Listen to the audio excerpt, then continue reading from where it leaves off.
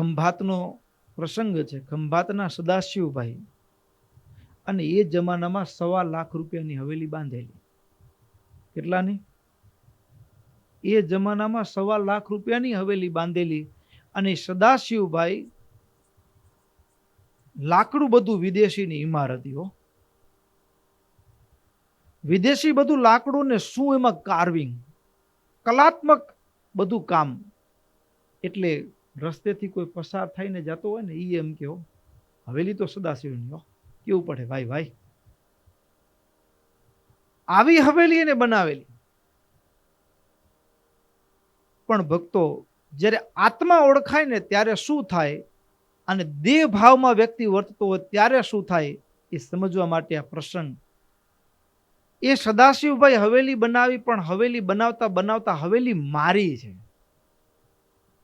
હવેલી મારી છે, આવી ભાવના એવી દ્રઢ થઈ ગયેલી. હવેલી તૈયાર થઈ ગઈ. પછી બ્રાહ્મણો પાસે વાસ્તુ પૂજન પણ થયું. પણ મનમાં એક સંકલ્પ. શું? તો કે ગુરુ ગોપાળાનંદ સ્વામીના પધરામણા થાય ને પછી આપણે રહેવા જવું. એટલે ગુરુ ગોપાળાનંદ સ્વામીને આમંત્રણ આપવા માટે સદાશિવભાઈ વડતાલ આવ્યા. સ્વામી સભા ચાલતી હતી એટલે આવીને બેસી ગયા. પણ હૈયામાં પેલી હવેલીનો કેફ હતો ને, જે એની મસ્તી જુદી હો. આ માણસના ખિસ્સામાં 50,000 કે લાખ રૂપિયા હોય ને, થોડીક વાત થાય ને ખિસ્સામાં સંભાળી લેવો. એની ચાલ જુદી હોય. કોઈ ગરીબ ભિખારી હોય અને ભીખ માંગતો હોય ને પછી એમાંય કોઈક દિવસ લોટરી લાગે તો ભીખ માંગતો હોય ત્યારે એની ચાલ જુદી હોય, અને કરોડની લોટરી લાગી હોય પછી એની ચાલ ને એની બધું બોલવું ને બધું ફરી જાય હો માણસને. એમ સદાશિવભાઈની હવેલીના એટલા વખાણ લોકો કરતા ને. સદાશિવભાઈની મસ્તી અલગ હતી હવેલીની. બન્યું કેવું ભક્તો?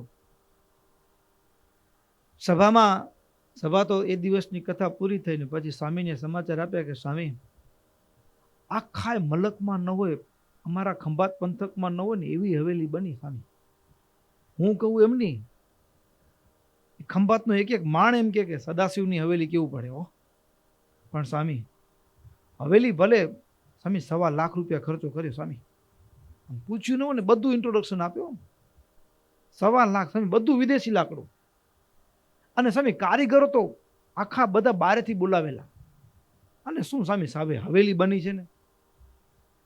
પણ સ્વામી એક વાત શું, તો કે આપના પધરામણા થાય પછી રહેવા જવું એવો સંકલ્પ કરજો. એટલે સ્વામી તમે પધારો.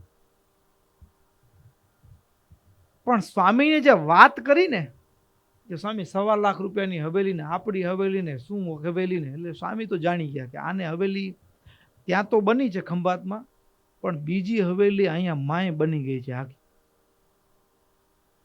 એટલે સ્વામીએ કીધું કે એક કામ કરો, 2-4 દિવસ રોકાઈ જાઓ પછી આપણે ચાલશું. 2-4 દિવસમાં કઈ ખાટું મોડું, પણ તમે આવો પછી આપણે રહેવા જશું. સારું, 2-4 દિવસ રોકાઈ જાય. 2-4 દિવસ સદાશિવભાઈ ખંભાતના એ વડતાલ રોકાયા. પણ સભામાં બેઠા હો ને વચ્ચે તો બીજાને હડી કરે. અમે વાતો કરતા હો સત્સંગની, આવજો ભેગા સાંઈ ભેગા, શું હવેલી બની. વચ્ચે આમ ગોદો મારીને એને વાત કરે, લ્યો તમે કહેશો કે શું હવેલી બની. વાતની વાતમાં હવેલી, સ્વામીનું ધ્યાન તો જાય. સ્વામીએ બરાબર નક્કી કર્યું કે આને હવેલી હૃદયમાં બની ગઈ છે એટલે સ્વામી એનો ઉપચાર તો કરવો પડશે. દેવયોગે કેવું થયું ખબર હે ભક્તો? દેવયોગ એવું થયું કે કંઈક આકસ્મિક કારણોસર કંઈક આગ લાગી અને એમાં હવેલીમાં હજી કોઈ રહેવા જાય એના પહેલા આખી હવેલી બળીને ખાક થઈ. હવે એ માણસ એક હમેલીઓ સમાચાર લઈને આવ્યો કે સદાશિવને માલમ થાય કે વેડાસર પાછા ખંભાત પધારો. પણ એ કાગળ આવે ને, આપની હવેલીને આગ લાગવાથી આપની હવેલી બળીને ખાક થઈ છે તો વેડાસર પાછા આવો, આવું કાગળ આવ્યો. પણ સ્વામીએ, હવે આખી સભા ચાલુ હતી એટલે કાગળ આપવા આવનાર માણસ હતો અને સ્વામીએ સાદ કર્યો. સ્વામી તો જાણી ગયા શું કામ છે, લાવો કાગળ આપી દેશું. કોનો કાગળ છે એવું નામ ન બોલ્યા, પણ સ્વામીએ સેજ કાગળ જોઈ અને પોતાની ગાદી નીચે દબાવી દીધો, આસન નીચે. સદાશિવને કાગળ આપ્યો નહીં. અને પછી જે સ્વામીએ વાતો કરવાની શરૂ કરી, પછી મોકો મળે, સદાશિવ બધા સભા પૂરી થઈ ગયો ને તો સદાશિવને બોલાવે, બેસ. આગ્રહ કરીને બે ચાર બીજા હરિભક્તો બેઠા હોય, એમાં સદાશિવ ભગત બેઠા હોય, તો જગતના નાશવંતપણાની, વાસ્તવમાં આપણે કોણ છીએ, આપણે શું કરવા આવ્યા છીએ, શું કરી રહ્યા છીએ, એવી એવી વાતો કરે સ્વામી. જીવનમાં રૂપિયા હોય ન હોય, બંગલા હોય ન હોય, એના કરતા જીવનમાં માનવ દેહથી ભજન કરી લેવું. શું કરી લેવું? ભજન કરી લેવું. એવી એવી સ્વામીએ વાતો કરીને પછી ધીમે ધીમે ઓલા હવેલીના વિચારો હતા ને એ બધા ભૂંસાવા માંડ્યા. પછી તો સ્વામીના સત્સંગના યોગથી સદાશિવભાઈના મનમાં ધીમે ધીમે હવે એવો સત્સંગનો પ્રભાવ કર રેવા જોઈએ. બાકી તો હવે નાનું હોય કે મોટું હોય, ઝૂંપડું હોય તો શું ને બંગલો હોય તો શું, ભજન થાય તો કામનું. નહીતર એ બંગલો આપણને 184 રવાડે ચડાવી દે ને લ્યો. બંગલામાં પણ જો બેસીને ભજન ન થાય તો લાખો ને કરોડોનો બંગલો હોય, પણ એ બંગલો પણ લાખો ને કરોડો જન્મના ધક્કે ચડાવી દે.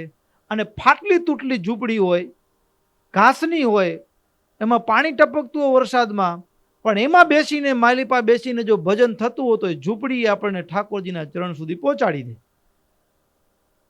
એટલે બંગલો કે ઝૂંપડું એ કઈ મહત્વનું નથી, પણ માનવ દેહ મળ્યા પછી ભજન કરી લેવું એ મહત્વનું છે.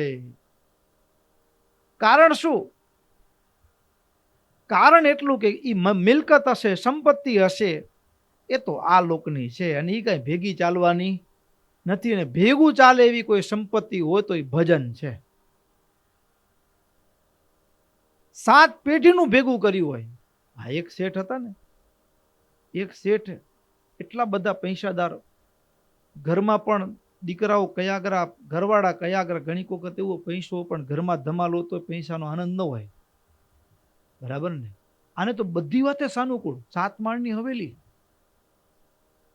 અને પરપોત્રા એના લગ્ન થઈ ગયા ને બધા પરિવારમાં સંયુક્ત રહે ને કોઈ દીકરાના ઘરવાળા બધા પોતરા વહુ બધા એટલા કયાગરા, બાપા બાપા કરતા આવે, બાપા જે સંકલ્પ કર્યો જમાડે, આવું બધી સાનુકૂળતા.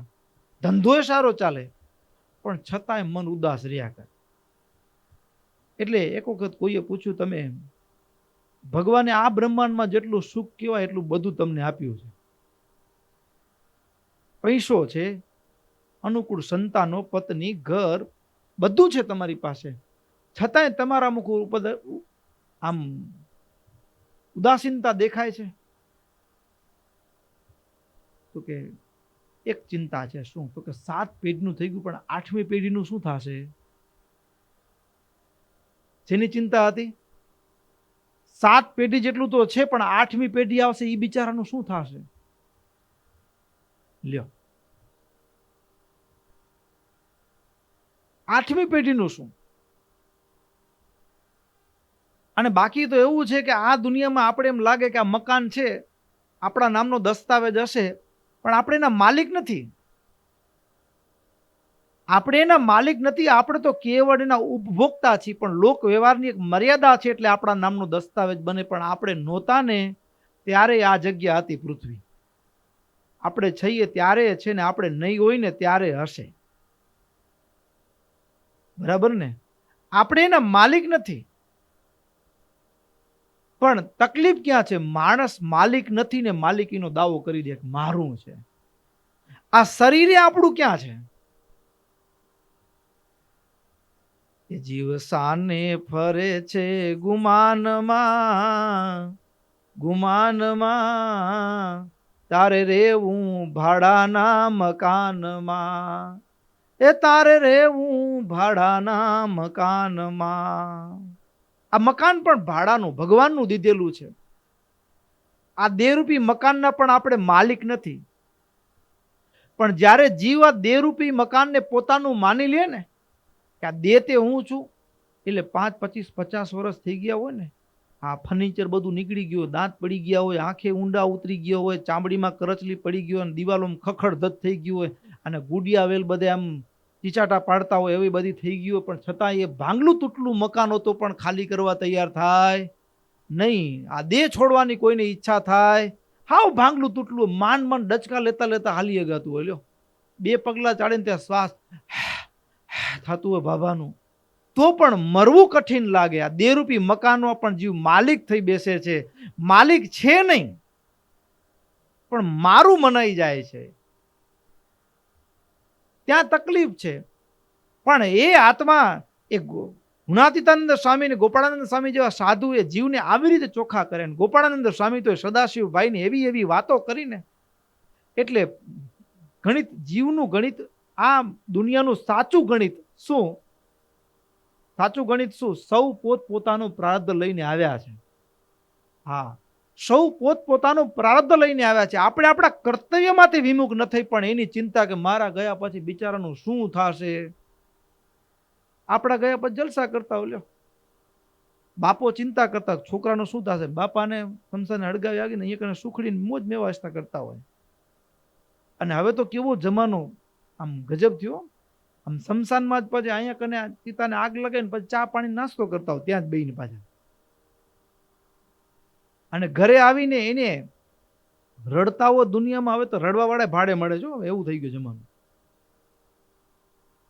રડવા વાળા હો આમ સ્પેશિયલ, નહીતર એવું લાગે કે એને તેના બાપા ખપતાય નહોતા, એટલે રડવા વાળા બોલાવવા પડે ને. એ આમ જોર જોરથી રડતા હોય ને પછી એમાં માહોલ ગરમ થાય આખો ને, એમ પછી ન હોય તો થોડુંક આમ સિરિયસ જેવું લાગે કે ના ના બહુ છોકરાને તો બાપા વગર રહી ન શકે એવું છે એમ. પણ હકીકતમાં છોકરો રાહ જોતો બાપા જાય તો પછી મને અહીંયા કને કામ કરવું છે, પ્લોટ મારા નામનો થાય, બાપો દેતો જ નથી. અને બાપામાં હે તો એના કરતા પ્રોપર્ટીમાં હે તો વધુ. બાપા જાય એટલે સૌથી પહેલી બાપાના નામની કેટલી પ્રોપર્ટી છે સૌથી પહેલું ઈ તપાસ કરે. સાચું કે નહીં? પટારો પેલો ઈ ખુલે, કેટલી બેલેન્સ છે, હા કેટલી જમીન છે, કેટલા પ્લોટ છે. આત્માનું સગું કોણ? આત્મા માટે શું? અને સદાશિવભાઈને એટલું સમજાઈ ગયું ને પછી તો ઓલું હવેલી બવેલીની તો વાત જ નહીં. હાથમાં માળા લઈને ભજન કરવા બેસે, બરાબર સ્વામી જાણ્યું કે હવે બરાબર દ્રઢતા થઈ ગઈ છે, તે સ્વામીએ પેલી આસન નીચે દબાવેલી ચિઠ્ઠી કાઢી.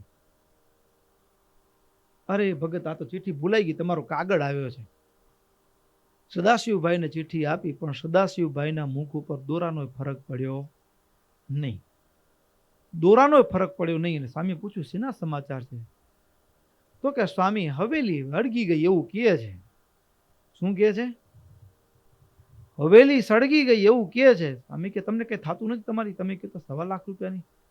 એ તો સ્વામી હવે એવું છે ને, એવું છે, હવેલી હોય કે ન હોય ભજન થાય કામનું. બાકી હોય તો એમાં રહીને ભજન કરું. ઝૂંપડામાં હમણાં ઘર રહેતા હતા, ઘર તો છે જ ને, આપણે તો ભજન થવું જોઈએ. પણ સ્વામી કે તમને કઈ થતું નથી? તો કે સ્વામી થાતું તું થયું હોત, પણ આ 3 દિવસ તમે મને અહીંયા રાખ્યો ને સ્વામી, જો અહીંયા આ સભામાં બેસીને સત્સંગ ન કર્યો હોત, તમારા મુખે જે જ્ઞાન વાર્તા થઈ ન સાંભળી હોત, તો ત્યાં હવેલી બળી, એની ચિંતામાં જીવ તો હું બળી ગયો હોત. એની ચિંતામાં જીવ તો ચિંતા કરતા કરતા મને એટેક આવી ગયો હોત, હું બળી ગયો હોત. પણ સ્વામી તમે હૈયામાંથી હવેલી બાળી નાખી, હવે બારે બળે કે ન બળે એમાં શું ફરક પડે? જ્યારે આત્મા રૂપે જીવ વર્તે, આત્માનું ઓળખાણ થાય, ત્યારે ભક્તો દેહના યોગે કરીને જે આવનારી ઉપાધિઓ હોય, દેહને યોગે કરીને દેહના સગા સંબંધીઓ હોય, એ દેહના યોગે કરીને જે માલ મિલકત સંપત્તિ એમાં કંઈ ઓછપ વધપ થાય તો એની હાણ વૃદ્ધિ, એનો અંતરમાં વિક્ષેપ થાય નહીં.